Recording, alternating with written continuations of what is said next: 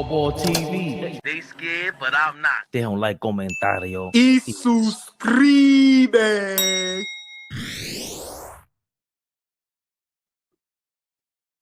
Yeah. It's Friday night. Yeah. What's going on? Top of New York. Tony, what's going on? Rico, come on, man. Danny Berry, what's going on? That's my shit. You just got paid. Friday night, money in my pocket. Ow, feeling right. It's not Yeah, Johnny Kemp, body right? shaking. Yeah. That's Johnny Kemp, baby. Just got paid. Friday night, money in my pocket. Yeah, big shout out Johnny Kemp. That's one of the.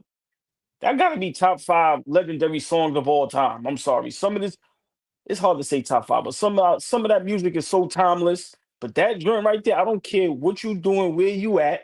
I don't care how mad you are. When you throw that on, your ass is getting up and doing a 2-step, even if you can't dance. Come on, baby Bubba. I ain't gotta explain who that is. Y'all know who that is. Stop playing around. Ball suckers.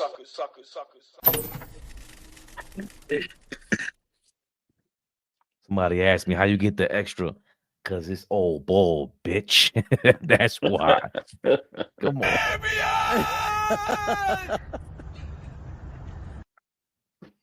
We in the mix. You know who we about. They got some more tricks. Big Knicks. Knicks Rehab. Knicks Rehab, y'all. Stop playing with us. Not us. Huh? Oh, boy.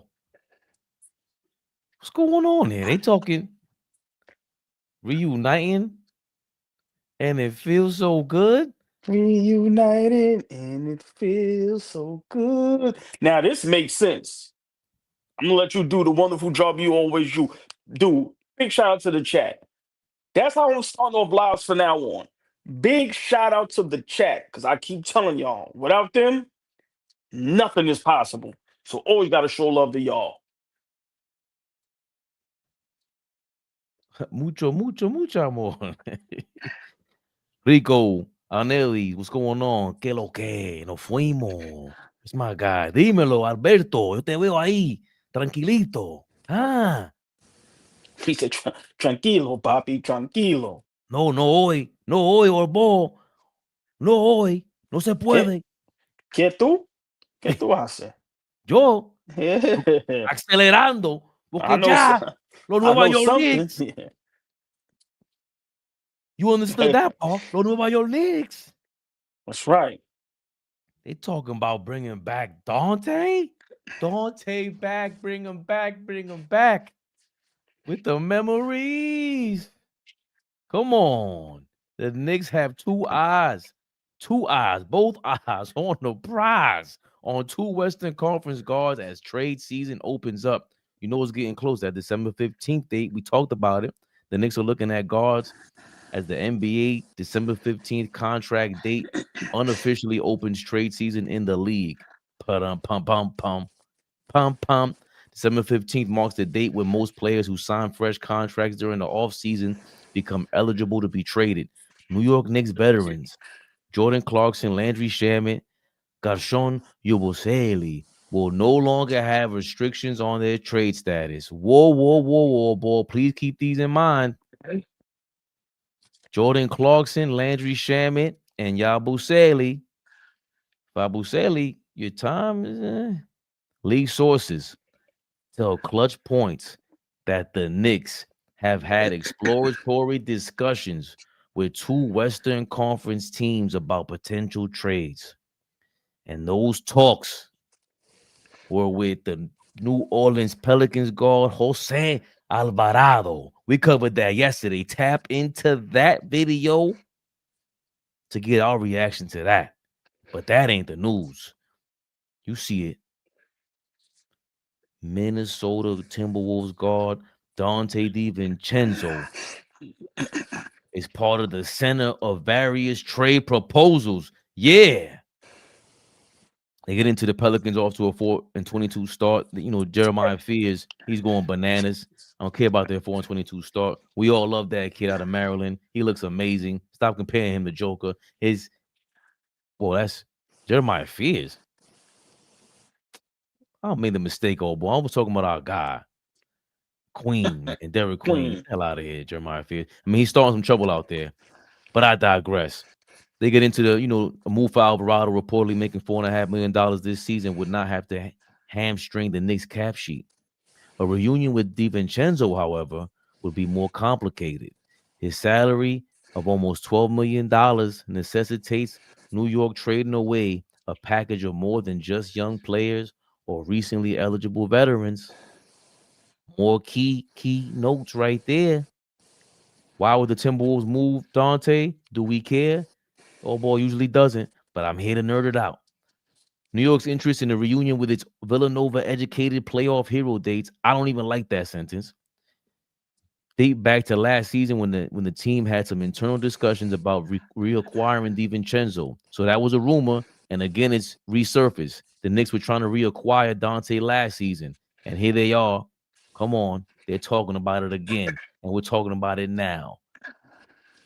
The sharpshooter played one season with the Knicks, setting franchise records for three-pointers made in both a single game and a season at that time. Bringing back the three-point specialist back to Madison Square Garden, where he had a career year, could make sense for both sides. The Timberwolves, however, would need to agree to any trade bringing the Wildcats back together. One source familiar with the situation told Clutch Points that Minnesota sent New York's front office several trade proposals, but that sides did not come close to any agreement. So Minnesota reached out first. Let's get that straight. The Timberwolves are said to have some interest in the protected first-round pick of the Knicks, who are owed that by the Washington Wizards, according to league sources. That pick is protected if it ends up being any of the draft selections. So make that trade and Washington tank the rest of your season because y'all are trash. Don't be playing any games. Anyway, back to the matter at hand. We see some vets on AllBall. I'll remind us. They said it. Landry Shamet, Jordan Clarkson, Yabusele. None of us really. Pack them up. You ain't got to finish. Pack them up. Pack them up. You ain't got to intro me in. I ain't got to let you finish that. Up. Go get Donte DiVincenzo. I'm going to say it again. Yabusele, Clarkson, Shamet.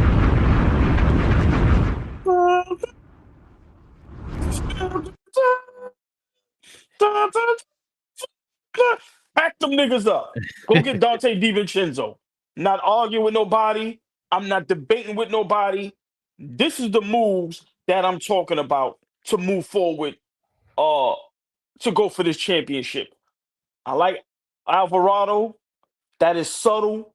Donte DiVincenzo is exactly what we need. He's Alvarado times 10. Bigger, stronger, just an all-around better player. We see what he was already with us. We need the three-point shooting. We need the fight, the intensity. We need that energy he brings. So for me, let's get the job done. I can't wait for December 15th. My opinion, I think that's all the Knicks have been waiting for. December 15th is when a lot of things can start going down. And this probably has been in the works for a while now. I think naturally, when we got rid of Donte, we didn't want to get rid of him. I think in the back of our minds, we always thought about we got to go try to get Donte back. And this is it. My opinion, if we didn't have to wait till December 15th, it probably would have happened already. If we have the pieces, if we can make it happen, if Minnesota agrees to taking them guys, pack them up, pack them up, pack them up. Donte DiVincenzo back with the Knicks makes us that much better. To me, that gives us a much bigger chance to go up against the juggernaut over there in the West in OKC or maybe even Denver, even though the last couple of years in the regular season, we've owned Denver, right? But let's be realistic. They got the best player in the NBA on their team. They upgraded their roster. So for me, listen, Donte wants to be in New York. He never wanted to leave. He loved it here. Those guys are best friends. You got a new coach now that the offense is flowing and it's perfect for Donte DiVincenzo. So for me, Fabian, I'm gonna say it again: Clarkson, Shamit, Yabusele, pack them up. It's nothing to discuss. To me, this is not even nothing to think about. Go get Donte DiVincenzo, and to me, that takes us from 80% to 95% as far as winning the championship. Now we have a legit backup guard that can also handle the ball, that can put the ball in the bucket. He can go get his own shot. And by the way, great three-point shooter. And that's exactly what we need. And he's hard-nosed and tough. He don't back down. You always need that. So for me, I love it. I love this right here. Slow down on the Alvarado. Now we can get both of them. But for me, who I want, Donte DiVincenzo, bro. Go get him. Go get him. Go get him. December 15th, Monday can't come any quicker, bro. Pause. Go get Donte. It's a no-brainer. And I'm gonna be real. We gotta start watching the Minnesota Timberwolves very closely. Back-to-back Western Conference Finals. I don't think they made the right moves and put the right plays around Ant-Man to where they're gonna get over the hump. Right now, OKC and Denver is way by far past them. I think in a minute, Minnesota's about to have a fire sale. Yeah, I'm going there. I'm gonna say in a year or two, I think Ant-Man may be out of there because it's gonna start looking like the Garnett Timberwolves, where it's like, yo, bro, listen, we watching everybody pass us. We got this great young player. It's been 7, 8, 9 years. Listen, and how long is he gonna keep watching his counterparts just continue to flourish? So I think this is right here going to start being the downfall of the Minnesota Timberwolves. I don't see them getting back to the Western Conference Finals. So for me, watch that closely. Y'all heard it here, AllBall TV. We cut everything when the ladies of AllBall TV pull up in the building. I seen it down there. The beautiful, the lovely, the extravagant, the sexy, the eloquent. Tori B is in the building. Tori B, what up, baby fellas? Y'all know the drill. Thumbs up, a high, a wave, heart, whatever it is. Be respectful. Say hey to the beautiful ladies. Come But on. yeah, Fabian, that Minnesota Timberwolves, I think this is the year that's going to make a lot of noise for them in the playoffs as far as from a negative standpoint. Because like I said, Houston, Minnesota lucky Stephen Curry got hurt. Because to me, Minnesota took so many notches down from now with OKC, Denver, Houston. So yeah. Listen, where there's smoke, there's fire. And when you see a little turmoil, that's when you make your move. And I think the Knicks are smart enough to say, okay, Minnesota, it's going to be a lot going on in that front office. There's going to be a lot of bickering and hey, this person, that person, what can we do? That's when you strike. Go get Donte DiVincenzo. And if we got to give up that pick, give that shit up. Stop letting picks hold us back from making the right moves. Give that pick up. Don't even hesitate. Take them 3 niggas and that unprotected first. Go get Donte DiVincenzo. We are trying to win a championship. Like I told you, R&B is back. I don't want to hear we went to the conference finals 2, 3 years in a row. Who gives a fuck? Let's go for this championship. And I think Donte DiVincenzo is a perfect piece that we need, that we didn't want to let go. We shouldn't have let go. But if we could reunite him with the band, with the family, the friends, the fellas, I think right there is that's gonna put Detroit in a tough spot. That's gonna force them to have to make a move. Because like I said, it's between us and them. But I love this move. Front office, New York, get the job done. That's all I'm gonna say. And Fabian, before I let you cook, a move like that makes us attractive, even more attractive for a guy like Giannis. See, y'all gotta remember, a guy like Giannis is gonna sit and go, "Yo, man, they making the right fucking moves over there." So either way, it's great for the Knicks. Make the move, get the job done. Get the job done. You thought we would have mentioned Giannis, huh? Yeah, okay. Hyped up. You know how I feel about that trade. You know how I feel about that trade. Think 2 seasons back, I always reference it. The depth of that team. Donte was a part of it. He set a record for 3-point shots made in a game, a single game for the Knicks, and a season. I not that I didn't understand that. Obviously, Minnesota was looking for shooting and making sure that they spread the floor with a Donte DiVincenzo since they were losing Karl Anthony Towns for the money. And Donte DiVincenzo, obviously, he had to play backup point guard, and he would have to play some of that over here again because he was bringing the ball up for us. It's just obviously it's exciting, nostalgic, reminiscent of that team that we had that almost took us to the promised land. But for the most part, let's not forget, ball. Donte DiVincenzo was going bananas. Had a career year with the Knicks. You see it there. 15 points a game, 15 and a half points per game when he was with us from three-pointer. He shot 40% from three, 44% from the field. Shot 8 threes a game that year. There's no way they're not talking to Mike Brown about it. We'll talk more about what Mike Brown speaks to this team about a little bit later. And here this season, Donte DiVincenzo shooting 38% from three, shooting around the same amount of 3-point shots per game, but he's down to 13 points a game, losing the clip there. He's shooting 41% from the field this year.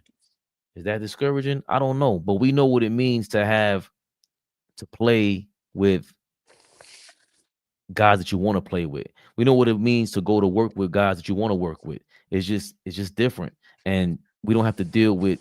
There was allegedly some locker room chalk, some chatter about Julius Randle when he was here. He wants to be the lead dog. He was the lead dog here with the Knicks, and it was clunky a little bit.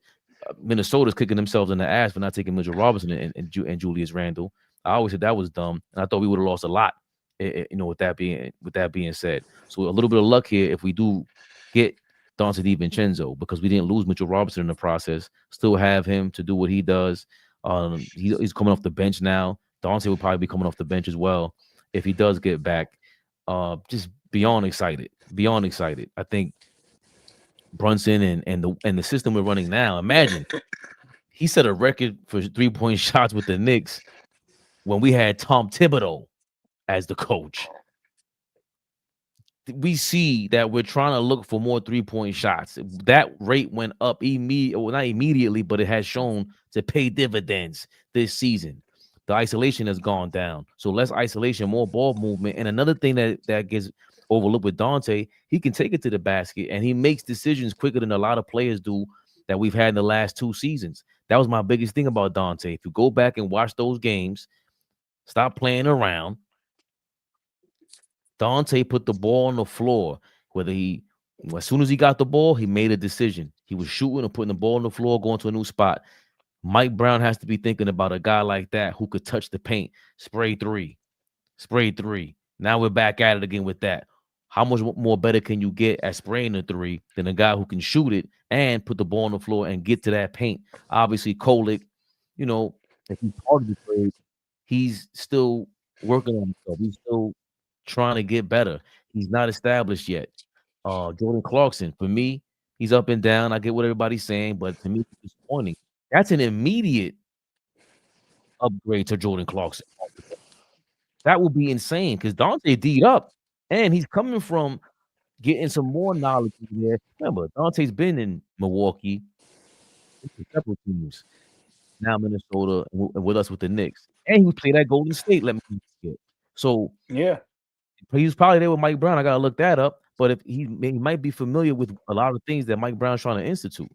So all these things are culminating together at once for the December 15th trade deadline. Well, not deadline, but the unofficial start of the trade season in the NBA. Listen, man. You make some great points, and just for me, I just feel with our Knicks, we just was waiting, to strike when the iron got hot. December 15th, I think, we the front office, this is what they've been waiting for. I think getting a player back like Donte just makes us that much better. I'm sorry, my opinion. Um, like I said, Yabusele, I don't even understand how he still gets on the floor, just to be honest with you. But for me, Donte is just what he brings to the table on the defensive end. the tenacity, just the energy, the effort, the toughness, and the shooting. And he's another ball handler. What we always preach about in today's NBA, you have on these teams at least 5, 6 guys that can handle the ball and run the offense. Worst case scenario, 3, 4 guys. We have one in Jalen Brunson.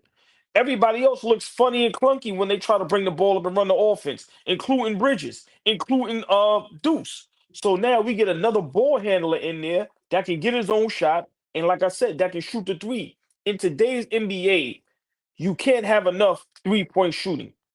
That's just what the game is today. So for me, this move here would be great. This move here, I think, will solidify us as long as we continue to play the way that we've been playing, and Cat and Brunson continue to try to build that chemistry and play at an all-star, all NBA level. Listen, I think this right here puts us at the top of the food chain as far as the Eastern Conference. A lot of people have us competing with Detroit. I think we get Donte DiVincenzo. I think that puts us right above Detroit. Like I said, I'm taking my Knicks bias out for a minute. Like I said, gotta respect Detroit. You and Flea been preaching about that. I had to give in. Balls. Detroit is tough. But I think we acquired Donte DiVincenzo. I think that puts us right back at the top of the Eastern Conference. So for me, this move, it has to get done. I'm being honest. It has to get done. I think this is the move uh that we need to to put us right there. Let's not forget that's the team that Dante started a brawl with in Minnesota. They were going bananas over there. So Dante, he's chippy, not scared of nobody. We're missing that. We're Oh, yeah. missing that. I see Josh Hart, yapping and all that. Okay, cool, man. But get chippy with make them think now. Put them, get the team emotional. It's another guy. He's a little hot headed, but we need that. We were looking for from PJ Tucker last year as a guy at the end of a bench. But I like what Kenya Martin said when he said at the end of his career, he was sitting down. He really ain't had to say much. You had Tyson Chandler in there who was a big talker. Something that's not talked about enough is Tyson Chandler, the way he would command the defense and the way he would be the general out there, like a middle linebacker. Those kind of guys, you need them. And then who else do we have to really calm this thing down? Do we need anybody with championship experience? Are we looking for that? I don't know. But he kind of has it with Milwaukee because he won. I know he got hurt, he got injured, but he's been around the league. Did he win with? No, he didn't. They didn't win with Golden State. Hold on. Does he have 2 rings on the low? Uh, I think it's one. I don't know if it's two. I know the one he has, he was injured. I don't think he has one with Milwaukee. I think he just missed that. You could fact check it though. Now he But got the I one with Milwaukee because he got hurt, and right, then right, right, right, right, right, right. I don't know if he got the one with Golden State. I mixed that up. yeah, he didn't get it. He Right, right, right. He missed that. right, but it's Yeah. still he still has the experience. Like I think to be on a team like that and see and go through everything and especially with the way Milwaukee won. Well, well. Let's not forget, OG has championship experience, just as DiVincenzo, even though he was injured. Remember with Toronto with the Kawhi Leonard thing. So for me, I think for us, trying to have a guy that has championship experience, my opinion, is a little overrated. We have vets. We have guys that played at a high level their whole life, from high school all up until now. When you have guys like Brunson, we know what they did in college, 2 championships, with that crew. Cat, number 1 draft pick, been in the Western Conference, been in the league a long time. Then you have OG championship experience. So for me, I think everything is there. And I go back to what Kenyon Martin said. This reminds me of that New Jersey Nets team with him, Kittles, and those guys. Not a super great roster, but if you get the right pieces and everybody do what they have to do, this is how you win a championship. And I've been saying it for how long now?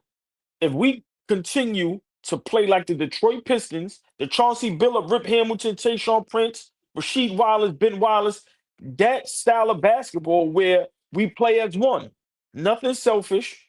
We play to win basketball games. Nobody worries about individual stats. We do what it takes to win.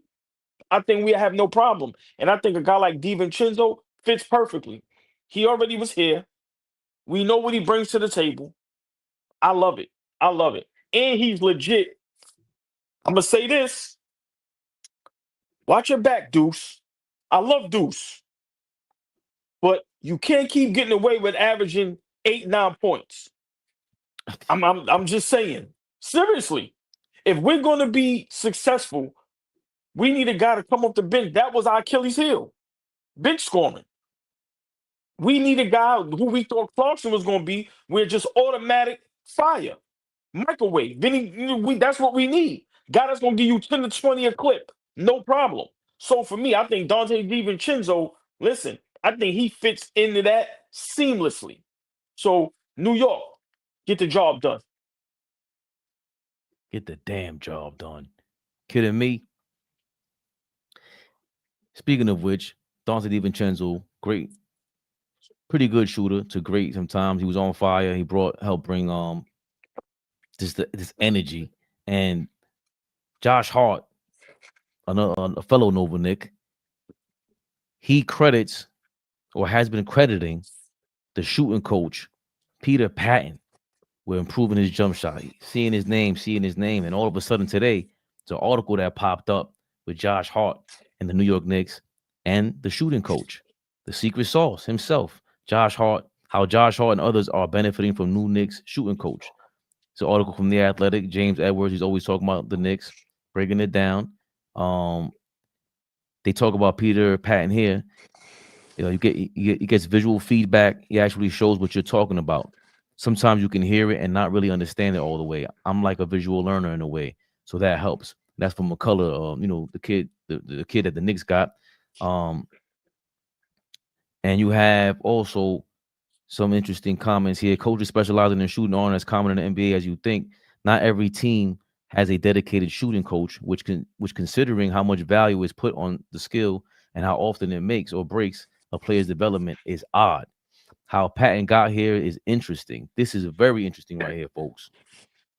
In their first conversation together as co-workers, veteran Josh Hart asked Coach Mike Brown about his plan with his staff and if he could hire a shooting coach to work with him and the rest of the team every day. Mike Brown obliged and he hired Peter Patton. So you see it right there. Josh Hart is saying, yo, I need help with my shooting. We need help with our shooting. Can you please oblige? You do us that favor.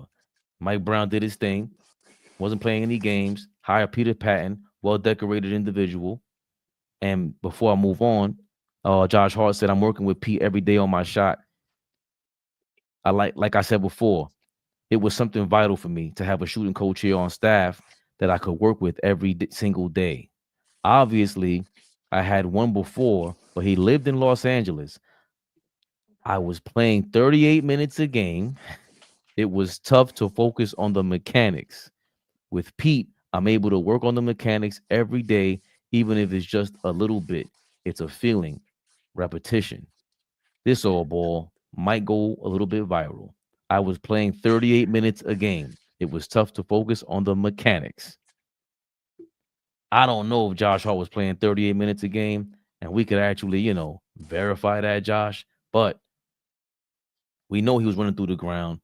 We know what this means when a player references last year in any manner. And he's the type of dude, him and Jalen Brunson are very careful what they say, especially Tibbs, because Tibbs is family to them. I know he's beefing with a Worldwide West Thibodeau is right now, but listen, Josh Hart played 37.6 minutes per game last year. That was the highest of his career by at least 4 minutes. That is insane. That is strictly crazy. What the hell it was Tom Thibodeau thinking? Are you kidding me? This is what Josh Hart is talking about, y'all. It ain't me. Josh said it. Josh brought it up. I didn't bring it up. This is Josh Hart's minutes per game for his career. You know, he started off in LA. He was a bench player, went to the Pelicans. That's when he really jumped up, by the way. I noticed him when he got drafted by the Lakers. And I thought he was, athletic, but I didn't know how he could fit. He tried so hard. And right here on the Pelicans, he started averaging 8 rebounds per game. And that's when I said, yo, there's something up with this guy. He's always getting rebounds out of nowhere. Fast forward, he went to Portland. Of course, that's when we traded Cam Reddish for him. Great trade, by the way, Leon Rose. One of the great trades of the Leon Rose era. And you see here throughout the years, 23 minutes, 25, 33, 32, the Knicks 33, 30, 33, and then it jumps up to 37.6. And Josh Hart always spoke to how, yo, man, I was done last year. Old boy never wanted to hear that. He said, yo, these guys are 25, 26 years old. I don't want to hear about you being tired. But we saw Mikal Bridges complain about it. We saw Josh Hart complain about it. We even hear a lot of players speaking to it now where it's like, yo, bro, you don't practice, you don't go to these training camps early enough.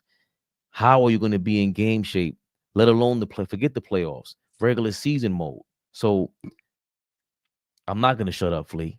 No, I'm not. Josh Hart said it, not me. Don't shoot the messenger. Don't shoot the messenger from the comments, the Flea, comment what up? section. No, not what up, Flea. Hope you're enjoying yourself tonight. Everybody, shout out Baby Flea, by the way. She's having a great performance tonight. Yes, yes, yes. Big shout out, Baby Flea, man. So you see, Christmas show, right? yeah, Christmas show, Yes, man. You know, they're yes, getting it yes, yes, together. yes. So, all ball. You heard it there. Josh Hart, the Knicks giving credit to his shooting coach. By the way, the shooting coach, he worked with Kawhi Leonard, Kemba Walker, Julius Randle, Tyrese Halliburton. Kawhi Leonard has made an improvement throughout his career on the Spurs. Randle, he stopped shooting 3 pointers, which I was glad about.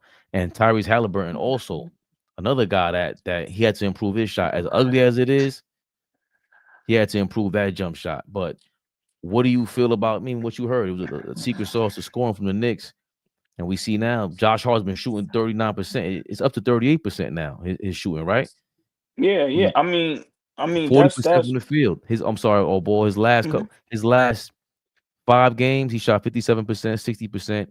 Had a clunker in Utah, another clunker with against the Hornets, but 57% against the Celtics. So in his last 3 out of 5 games, he shot over 57% from the 3-point line, and that's been with that injured finger. So this guy's turning it around. He enters the starting lineup. It ain't all talk. He's in the papers talking about I play 38 minutes per game. I was playing on my last legs last year. Let's not forget the season before he was holding his rib cage.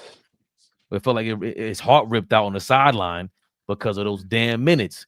And Mike Brown, he's been running the team, dare I say it, like a head coach. Oh boy.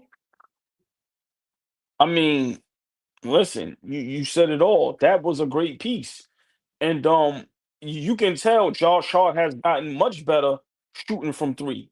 Even his confidence. So, I think a move like that was great. We needed a move like that because as we see what the NBA is today, you got to be able to shoot the three. If you can't knock down a 3-point shot at a high clip, listen, you're not going to have a chance to win a championship. So, I think that was great. And it shows we are so much improved on the 3-point shot. Do I love it? Because we do take too many threes sometimes, but I have to go along with the times. This is what the game is today. But a guy like Josh Hart, I'm glad that he noticed and understood he needs to be able to shoot the ball because as important as he is to us, you have to be a threat on the offensive end because if you're not, we're playing 4-on-5. So for me, kudos to Josh Hart for acknowledging that, and kudos for Mike Brown for making it happen. And now it's starting to show on the court. We are a way better 3-point shooting team. And when we're on fire, we're on fire. But a guy like Josh Hart, if he becomes a threat from the outside, Lord have mercy, look out. But to watch OG and Bridges just get better and their percentages go up as 3-point shooters, to watch Josh Hart now have the confidence to where it's actually a good shot. Listen, that's something that you have to be able to do if you want to beat some of these great teams and compete for a championship. So I love stuff like that. And with the 38 minutes thing, I'm not gonna kick Thibodeau in the back. It's listen, it is what it is, man. We already know. I'm gonna be honest. We look better uh right now. That's just guys look fresh. Um, guys look I'm gonna say a little happy. And the game, we just look better. I'm sorry. Listen, I'm going to kick Tom Thibodeau back in. Fuck Tom Thibodeau. Please Get not your hit to ass stop out of us. here. Please not hit to stop Listen, us. Yeah, full listen, screen. listen, man. Tom Thibodeau, I told y'all, it is a possibility he will never coach in the NBA again, and it is a reason. He's too stubborn, in my opinion. He doesn't know the game from an offensive end. Guys were playing too many minutes. I was one of those that was saying, listen, you guys are young, play the minutes. But it's obvious it was too many minutes. Now that the minutes is being spread around, remember, guys are shooting better from three. So for me, this is a direct shot at Tom Thibodeau. I'm sorry. People may not want to hear it. My brother Flea may not want to hear it, but that's a direct shot at Tom Thibodeau. We cannot ignore that. We cannot. First, it came from Bridges. Now Josh Hart throwing a shot out there. So we have to believe it. That was a problem. But listen, right now, healthy, guys are shooting the three better. What more can I say? Listen, the thing is though, let's see what happens when we go on the road and when we play some of these better teams. Let's see what happens when we go through a stretch where we're playing Denver, in OKC, in Houston, in LA, and we play in Detroit. Even though Cleveland is a mess, let's see what happens when we go through those type of stretches. When we go through a 10-game stretch, let's see how that comes out because we liable to come on here and kick Mike Brown back in. So, for me, I'm always gonna play devil's advocate, but we cannot ignore how much better, how much fresher we look playing for Mike Brown thus far and playing for Tom Thibodeau. It's the evidence is there, and I'm sorry we can't ignore it. And we got Orlando coming up tomorrow. We'll have a Knicks rehab, of course, following that up. The NBA That's an Cup early. That's tournament. an early game too. It starts at 5:30, so we'll be 5:30. on Yeah. probably around 8 o'clock with you guys. That San Antonio OKC game, Wemby's coming back, Wemby is back. Yeah. so we gonna make that might be a short Knicks rehab, y'all, because we got it's must see TV. Big Wemby in the building, but we got Orlando coming up. We lost to them twice. They punked us the first time at the Garden, punked us again in Orlando, and we got them back after Dirty Desmond playing games. So we got to show improvement. To your point, got Orlando coming up. If we beat them, we play the winner of San Antonio and OKC in this NBA Cup, and that's the stretch we're looking for. Big dogs say whatever we want. Spurs are looking absolutely amazing. Another surprising team, even though it shouldn't be a surprise with a damn phenom like Wemby. They're playing well without him, with them young guns. Major test coming up. No matter what, the next two games are going to be against great opponents at this stage in the NBA. AllBall. Yeah, I 100% agree. Orlando's no pushover. If I'm not mistaken, Ben Carroll's coming back. So He's already back. He's been back. His first game back was with us, if I'm not mistaken. Before when the same game Wagner okay. went down. Okay, so tomorrow is definitely a big game because that's Orlando is a team that we may have to go through or meet up with in the playoffs. And as we know, they tries to punk us, and sometimes they do, and it's just a good team, and they're on the rise. So teams like that, you got to stomp out their confidence. When you give teams like that confidence, and then you meet up with them later on, that carries over. So I 100% agree. These next two games, this is where the Knicks and Mike Brown is going to be tested. You have the Orlando Magic, who's a real, a real thorn in our side when it's trying to get, to the next level. And then the winner of OKC San Antonio. Either team, listen, juggernauts, big dogs. So yeah, I totally agree. These next two games is really going to show what we're about. 1,000%. That might be the end of this Knicks rehab segment. We'll be back tomorrow with the Knicks rehab because we got some more stuff to talk about. Don't you dare run. Knicks Rehab. Come on, baby Bubba. All that means to me, the glasses come off, the background change. Y'all All ball suckers. all ball reaction. We got some things to talk about around the league. Speaking of big dogs, oh ball. We back, baby Bubba. With a little surprise. we was shitting on the Max Kellerman Rich Paul show. I don't know what the hell it's called. But Thing Max, called game over or something. I'd rather not even know.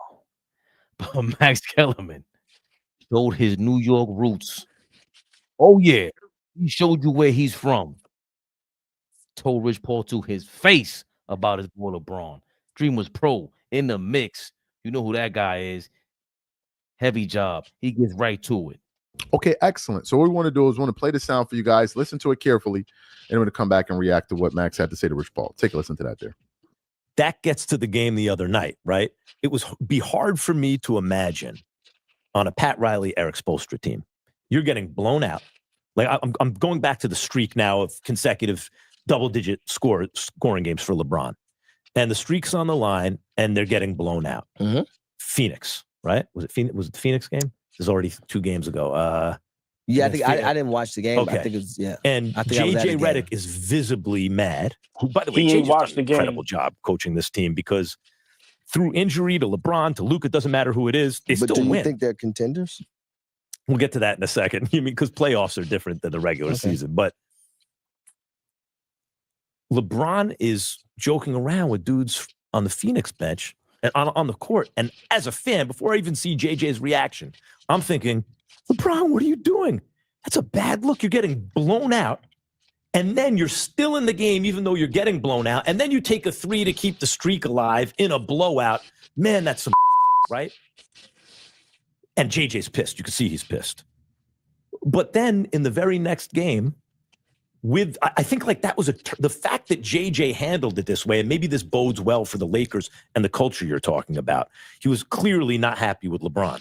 And the very next game, with the streak still on the line, LeBron makes the right basketball play and passes it to Hachimura. Yeah. And Hachimura buries the shot, and they win the game. Yeah. And that seemed to be, and then LeBron balled out in his next game. And that seemed to me, you could maybe identify, if this works out for the Lakers and that they at least make a little run in the playoffs, however it ends up, you could identify that moment where JJ is establishing a culture even to LeBron James, and where LeBron makes amends, because it felt to me watching the Phoenix game that he was making amends for the previous game. Not the Phoenix game, the next game, where he's making amends and passing the ball and ending the streak by making the right play to Hachimura, almost to make up for his behavior in the previous game.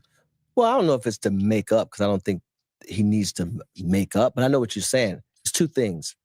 JJ was pissed, right?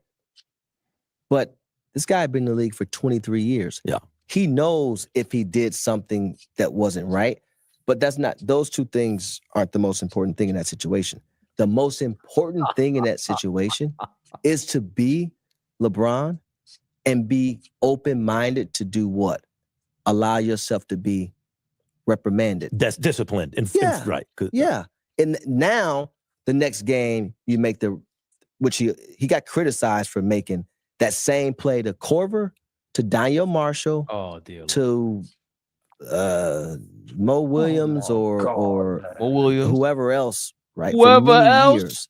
Same play. We can go back and look at the tape. Right. He didn't want to shoot it. Yeah. Yeah, same play. I mean, I thought the streak was a little overrated anyway. Then why is he taking a 3 at the end of a blowout if it's overrated?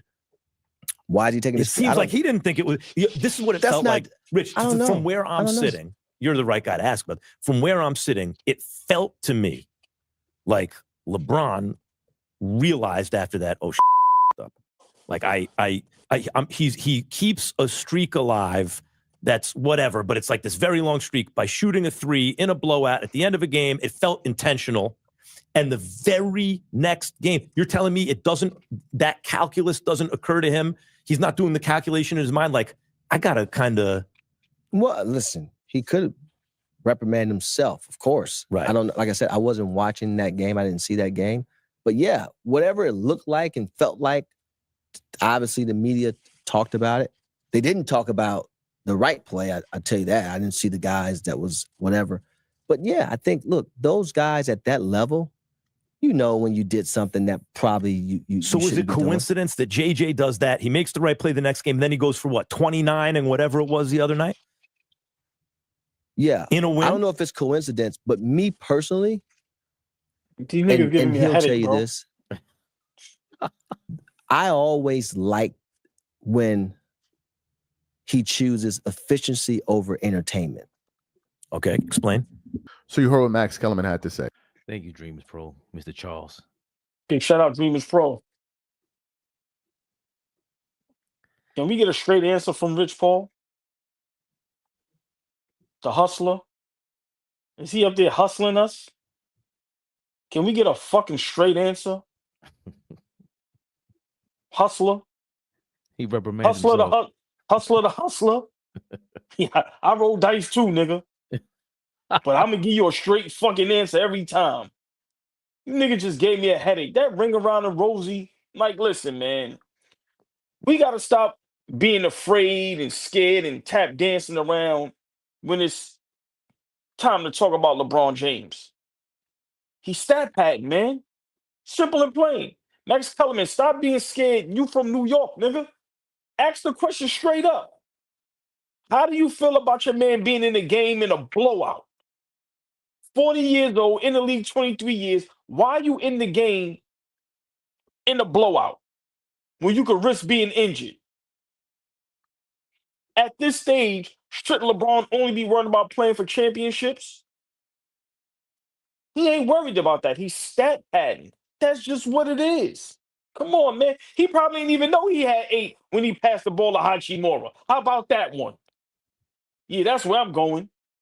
He probably ain't know he had 8. So for me, listen, man, Rich Paul, man, slick, smooth dude, man. Listen, he know how to dance and tap dance and Sammy Davis Jr. that thing. Lord have mercy. Yeah, I believe he a hustler because he hustled that answer around everybody. But for me, listen, man, we just it's in our face. Like I said, man, the guy celebrates, and it's just like, yo, bro, what's gonna happen if y'all don't win a championship? What are we gonna say about LeBron, Luka, Austin Reeves, and JJ Redick? I thought that's what great players do. Play for championships.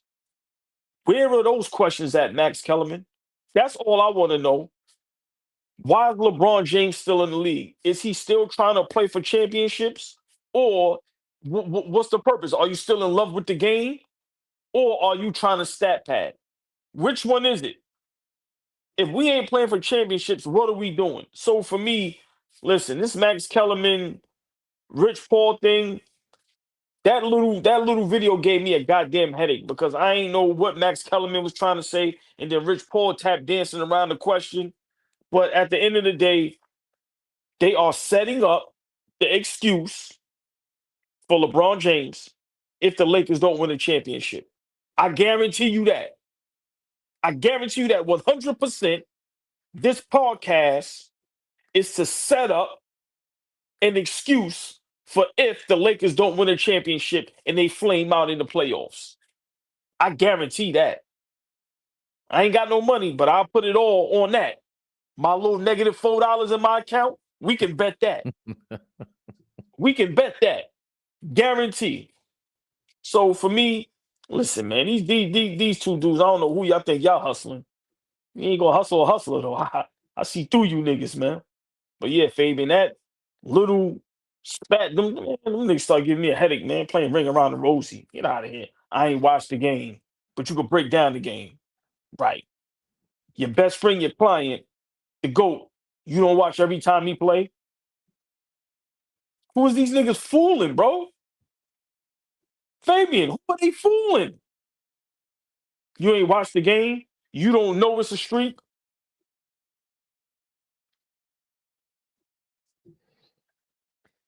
Tori B just wants to know when is the next CeeLo game on ball. Tell I keep you posted, Tori B. We trying to find a safe location. I love that Max Kellerman at least tried to set this up because we heard in real time how LeBron James and Rich Paul are sabotaging the Lakers continuously. What do you mean? 1 minute he's open to being disciplined and being reprimanded. The next minute he reprimands himself. This is disgusting. JJ Redick, again, I blame you. Rich Paul is speaking to, or he spoke to in the other video. Yo, there was a culture in Miami. He keeps saying it. He keeps referencing how he doesn't respect the Lakers. He doesn't respect JJ Redick. He doesn't respect the new owners. He doesn't respect anybody. At least when we talk, I'm pretty sure at the negotiation table, they'll make him feel like they have to be respected. No way possible the Lakers are going to re-sign LeBron James. Not happening. Rich Paul saying he ain't going nowhere. You got the no trade clause. You negotiated for that. Kudos to y'all. But these are things that a young JJ Redick in his coaching career is going to have to understand. This is part of what everyone was speaking to when they say you ain't got the experience. We see it in real time. The star player, superstar player, legendary player is a third option. Austin Reeves, some athletic guys out there with the Lakers, you can't solve them because Austin Reeves got cooked by the Spurs. He's out for a week now because he hurt his ankle somehow. Against them big boys, them real boys in San Antonio. They ain't playing no games. Where was the LeBron leadership in that? Why is he coming back and trying to show up the Luka Doncic show? That's what this is supposed to be. It's like if you had an old guy, an old vet on your team, Shaq, whoever it is, they're not gonna go try to outshine you and you the phenom of the league. That's what Luka Doncic is supposed to be. I still haven't felt like this is Luka's team yet. Since when do you trade for an MVP candidate and you feel like that ain't their team? I really feel like I thought I was in disbelief that he's a Laker, but I just don't feel like he's a Laker. Whether it's the moment, the game, It still don't feel right. I agree. and he's playing great. He's putting up the numbers. I don't know if his stat pattern. They were down by 20. He was trying to hit layups against the Spurs. The game was over. It was nothing to do about them dudes. But part of this has to be we see it on the court, bro. I said the other day, you were hyped when you got Timothy Mozgov. You telling me you're not hyped to play with Luka? We could tell Rich Paul talking like this, wanting to be in the spotlight. To your point, being a podcast now to control the narrative of what it is. And I give him his props. Go conversation. People don't want to argue LeBron is the best of all time. He earned the right for you to argue that. But these are the things we talk about when we say Mike wouldn't do that. Kareem wouldn't give a flying what about any of these things. He didn't talk to the media. He regretted that later on in his life, but he didn't play these games. He thought a lot of this stuff was, and Kareem don't like LeBron not even on the low. It's kind of known. Yeah, he showed some class when you broke the record, the scoring record. Yeah, but I could tell Kareem, he feels like us, man. He feels like us. You're a diva. You still act like one, and you're a third option. And you're a third option with a coach talking about you can reprimand yourself once again. Talking about the kowtow business. The Lakers ain't got to kowtow to nobody. Yes, you do. You're supposed to kowtow to the MVP of your team. You're supposed to kowtow and surround that player with the pieces that would allow you to go and be more successful and polish Luka Doncic's game, who's continuing to bitch and moan to the officials, sit and cry about fouls. He's still old Luka. He's still bad Luka from that commercial. Rich Paul is nasty. LeBron is nasty. JJ Redick, you showing your chump juice, bro. And I said it before. That's one thing Flea doesn't understand. If you're gonna go to ESPN and go toe to toe with Stephen A. Smith, he's the big wig at ESPN. You had no problem. You saw what happened to Max Kellerman. But you had no problems going at Stephen A. Smith then. You weren't worried about your job then because you knew it meant more money and you believed in yourself then. You had no problem going at Kendrick Perkins about when he was dead wrong, but you had no problems talking about a racial debate about the MVP. You had no. That's a big thing. That's a big deal to talk about. That's when I get confused. That's when I get confused. Why do you choose to back down with LeBron? This is my thing with, and I love JJ Redick, bro. But you cannot. His agent is on here talking about he can reprimand himself. They're telling you they don't respect you. You have to make them respect you, and if they don't, you got to figure a way to bench him, do something to show them, yo, bro, this ain't your show anymore. You don't get it, all right? No problem. Your son's not going to be Lou Dort or Davion Mitchell like you said, JJ Redick. You co-sign that. Now you got to go back watch the film like you should be doing, like you normally do. Very eloquent individual JJ Redick is. You gotta cut all extra shit off. Like Max Kellerman was talking too much right now. Yo, you gotta be live and direct with LeBron. This is for your legacy. LeBron ain't worried about your legacy. He's worried about his own. Listen, man, I've been saying it for years now. People used to laugh at me. They used to think I was trolling. I said 2 seasons ago, retire, bro. Like, he is purposely trying to sabotage the Lakers because he's not getting his way. He wasn't injured. He probably said, "Let me sit out and see what they can do and how they can look without me," because he's used to everybody needing him. But think about it. They were playing great without LeBron James. And he said, "Hold up. Let me come back because this thing is looking a little too good." To me, we have to be honest. He's sabotaging them. No extension. You trade for a guy like Luca, which anybody would love, but like I've been telling you and Flea for how long now, he will never give up the keys. When you've been like this your whole life, you're never going to give it up. It's like a lion that's been the lead of the pack forever, and then you get the new young lions that come in, bro. He's not going to run it hot. He's going to go out on his shield, and that's what LeBron is attempting to do. But to me, it's backfiring because at the end of the day, how many times are we now just going to be unsuccessful in the playoffs? And then how many excuses are we going to continue to have for LeBron James and the Lakers? We don't have this excuse for nobody else. Like I say, I told y'all this. When you get a guy like Luca, you have Austin Reeves now playing at a high level, and you have the GOAT. How is it not championship aspirations? How is this not a championship contending team? No. So for me, these guys are trying to control a narrative, which they've been trying to do forever, but it doesn't work when it comes to real basketball heads. Everybody else that's fanned out, listen, they're going to be fanned out.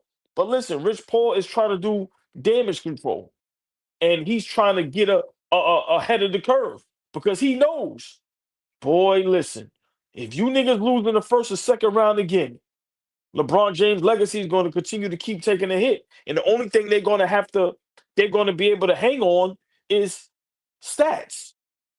Stats. That's all they had to hang on is stats. Because it ain't going to be championships. It ain't going to be none of that other stuff. It's going to be stats. And I've said it a while ago. LeBron James as a Laker has been a failure. I don't care what nobody say. LeBron James as a Laker has been a failure. A failure. And that's the question that Max needs to ask Rich Paul. How do you feel LeBron James as a Laker? Is it a failure or is it a success? And let's hear how he answered that shit. Come on, bro. Since you've been there, no MVPs, no scoring titles. Yeah, you have one championship who everybody puts an asterisk next to. How many times you missed the playoffs, knocked out in the first round, sweat? Like, come on, bro. Come on, man. Like, how long are we going to be able to just not see the truth and tell the truth? Listen, this man he's been getting his way since probably the age of 14, 15. And now the first time in his life, he's not getting his way. And it seems like the NBA is going to be doing just fine once he retires. And I don't think he's happy with that. He wants to be the guy. I told you, he's Thanos. He's Thanos. I'm sorry, he is. He is. But listen, man, enough is enough. And I don't think, what Rich Paul and Max Kellerman trying to do with this podcast. Listen, I don't think nobody's going to believe this bullshit. I'm sorry. I don't see no difference than when LeBron had his podcast or the attempt with JJ Redick and then with Steve Nash and then the barbershop. Bro, all that shit is manufactured. It's not real. It's not authentic. And for me, like I said, Rich Paul is trying to help his friend to get ahead of the curve. And I can't knock nobody for helping their friend. But when you get called out on it and when it backfires, you got to eat that. You got to eat that. And that's what's going to happen because right now, OKC and Denver, Houston, yeah, the Lakers are having a good season. But like I said, what happens if the Lakers flame out in the playoffs? What excuse are we going to hear again? Listen, enough is enough. God willing, this is his last year. We ain't got to see this shit or discuss this shit no more. Real talk.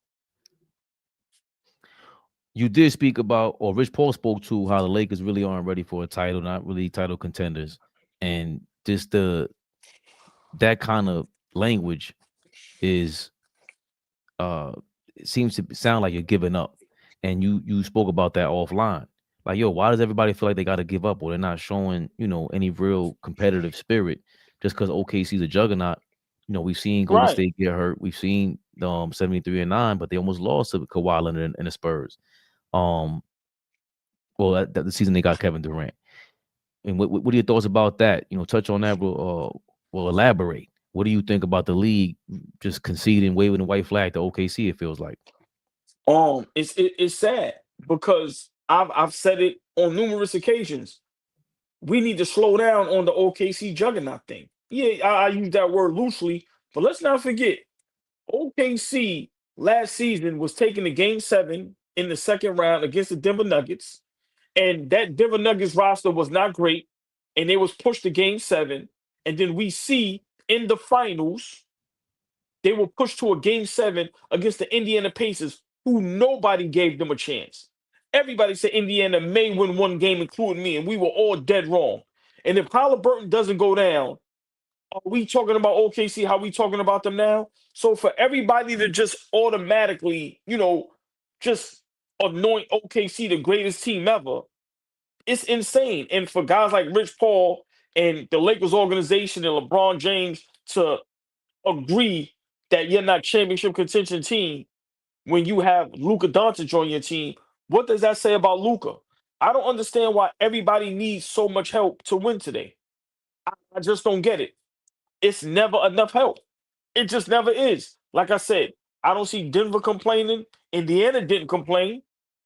It comes down to coaching and your guys fighting. That's why I say you can't call yourself the GOAT. But I don't get why everybody just automatically giving OKC the championship. Like I say, if we gonna talk about asterisks, nigga, they got an asterisk next to their shit. Nigga, Halliburton got injured. Blew his Achilles in the first quarter when he hit 3 threes. It was looking like they was gonna beat OKC in the NBA Finals on their home floor in a Game 7. Come on. So for me, like I said, I don't believe the OKC hype yet. The job hasn't been done yet. Like I said, the Jordan Bulls, 72-10, they went out and won a championship. Golden State Warriors, 73-9, they lost in the championship, being up 3-1. The New England Patriots, 16-0, perfect season, won all their playoff games, got to the Super Bowl and lost. So I don't care if OKC goes 80-2. If you don't win the championship, it doesn't matter. So for guys to just automatically give up, a la the Lakers and Rich Paul, what does that say about your guy? What does that say about the players on that team?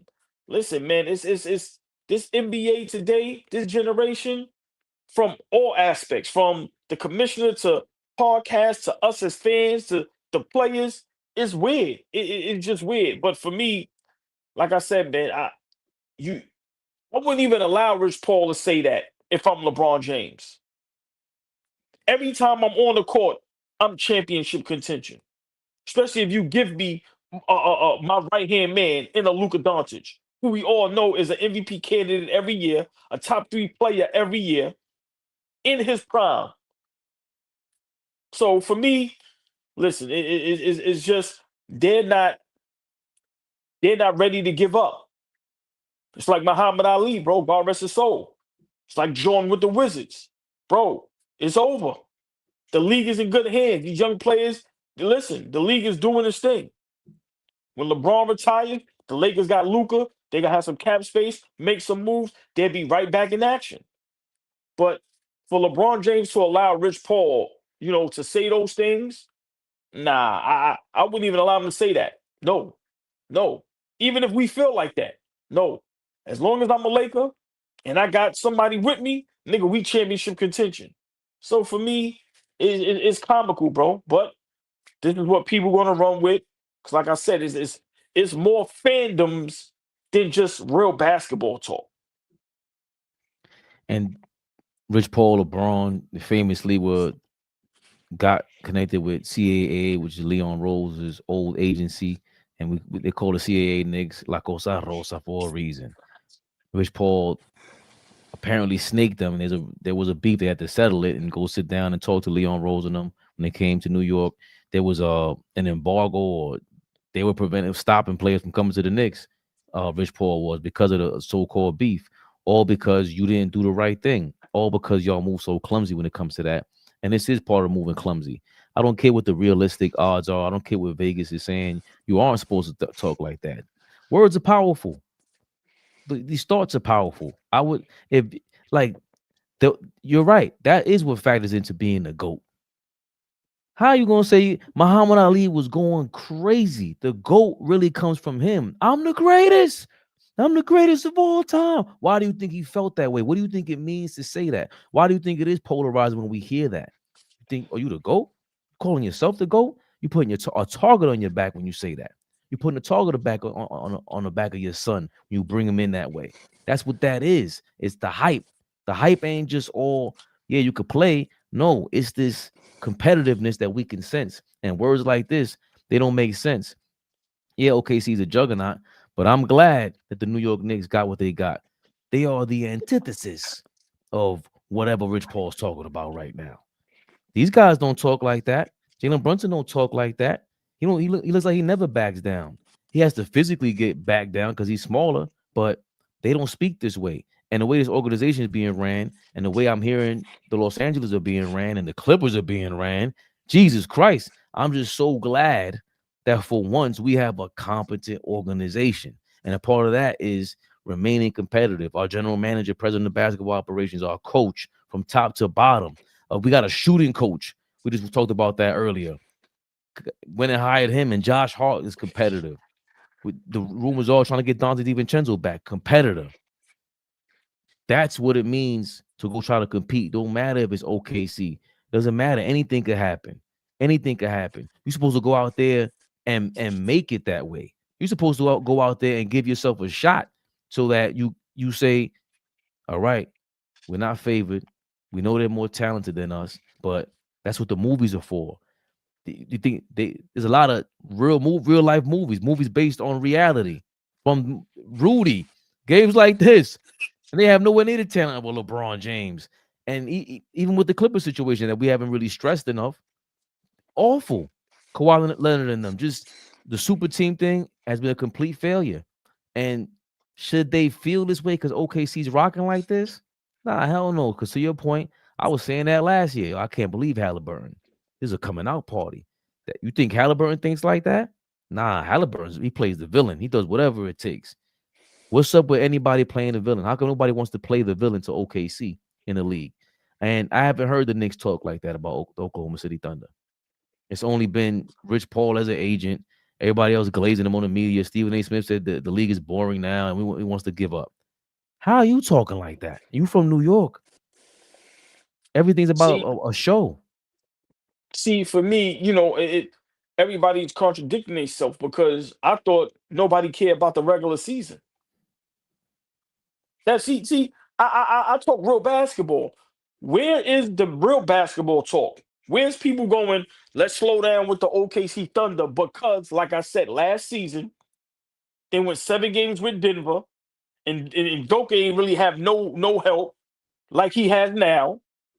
And then in the NBA Finals, as much of a juggernaut OKC was, we all thought sweet, 5 games maximum. We were in a game 7 where the OKC Thunder were being outplayed and outcoached. And if Halliburton doesn't go down, I'm 95% sure the Indiana Pacers would have been champions and beat the OKC Thunder. So how do we just ignore that? How do we just ignore that? And then now you have the Houston Rockets upgrade with Kevin Durant. Like I said, Denver made some adjustments. In the East, you have the Knicks and Detroit, who are some tough teams, well coached.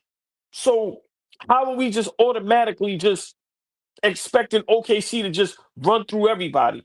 Once again, this is what Max Kellerman was trying to break down with Stephen A. Smith with their little beef. There's no breakdown of the game no more. It's just fluff. So for me, it's sad to see everybody just bow down to the OKC Thunder when all they're doing is just winning regular season basketball games. And like I said, we've seen this before. Chicago Bulls done it. The Golden State Warriors done it. Now OKC has an opportunity to do something historic, yes, but it doesn't matter if you don't win the big game, and that's hoisting up that trophy in the NBA Finals. So for me to watch everybody just concede and just bow down to the OKC Thunder, it's mind-boggling. It's mind-boggling, but I can't wait to see them go through a stretch of just playing some of the top teams and just to see how competitive and how good those games are when they play against us in Detroit and Houston, Denver a couple times. I want to see the Lakers fully healthy go up against them. But for me, it makes the NBA bad because that's where it's bad from that standpoint. It's just everybody just now all of a sudden, throw away the regular season. Y'all don't care about it anyway. So why are we even going crazy? Who cares? If they go 80-2, who cares? We know the playoffs is about matchups and coaching. Rick Carlisle proved to y'all. Coaching matters in the playoffs. Coaching matters in the playoffs. So for me, it's hysterical to watch people look at OKC and just automatically get shook. We ain't shook over here. We want that smoke. I want all the smoke. All the smoke. Fuck out of here.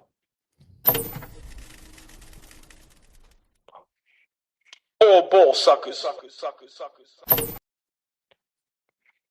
You know why?